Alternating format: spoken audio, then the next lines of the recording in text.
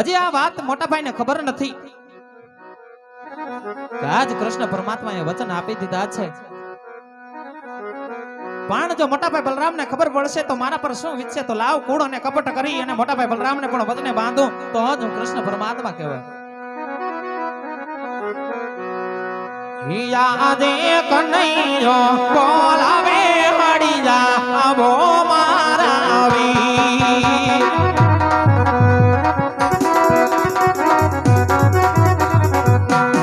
આવો વીર સોનલા મંદિર કાનોડો બોલાવે બલરામ આવો મારા વીર.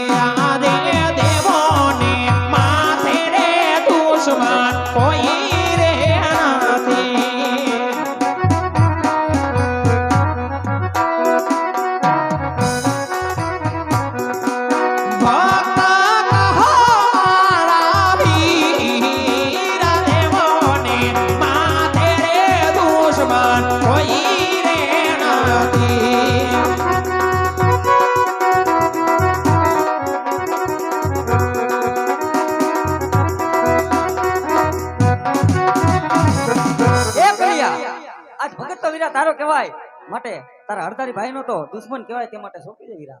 મોટા ભાઈ ભગત તો મારો છે તો એ તમારે પણ સ્વીકાર કરવો પડે માટે મોટા ભાઈ ભક્તિ તો આપણી કરી છે માટે ભગત તમારે સ્વીકાર કરવો પડે મોટા ભાઈ. અરે વીરા કન્યા તો જોઈ લે તારા ભાઈ હરદારી બદલેમાં કેટલી તાકાત છે. મોટા ભાઈ તમારી તાકાત તમે દર્શાવી શકો છો. એ દીક દીક દીક કના દીકે કરું તળિયાના બે ભાગ જોજે કરું.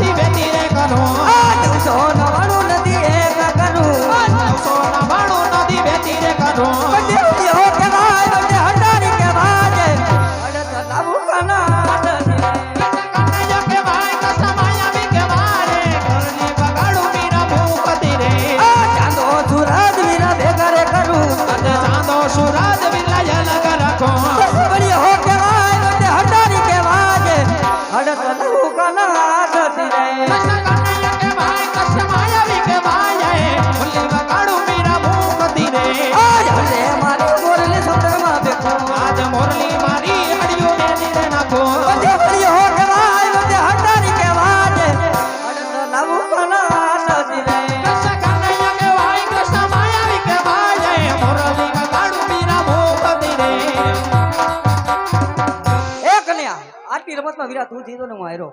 હા મોટા ભાઈ ખરેખર ની અંદર જો નાના ભાઈને જીત જો આપતા હોય ને તો આજ તમારા એવા નાના એવા વચનની જરૂર છે મોટા અરે ભાઈ. વીરા કન્યા ભાઈ ભાઈ માં વાત હોય વીરા વચન ન હોય. મોટા ભાઈ ક્યારેક ક્યારેક ભાઈઓમાં વાત પણ હોય છે ને ક્યારેક ક્યારેક એવા નાના વચન પણ હોય છે માટે વચન આપો તો વચન થકી વાત કરો મોટા ભાઈ. અરે વીરા કન્યા લે તારા ભાઈ હળદર ને બધાના વચન છે. હા મોટા ભાઈ વચન આપીને ફરી તો નહીં જાવ ને મોટા ભાઈ. અરે વીરા કન્યા રઘુકુળ રીત સદા ચલી આવી પ્રાણ થાય તારા ભાઈ હળદર ને બધાના વચન મળે. તો સાંભળો મોટા ભાઈ જેને લાડુ મારી મારા લલાટ ભેડા છે ને એ પોકરણગઢના રાજવી અજમલ ત્યાં તમારે અને મારે 5 વર્ષના બાલુડા બની અને અવતાર ધારણ કરવાનો છે મોટા ભાઈ. એ હાજે કુવામાં એ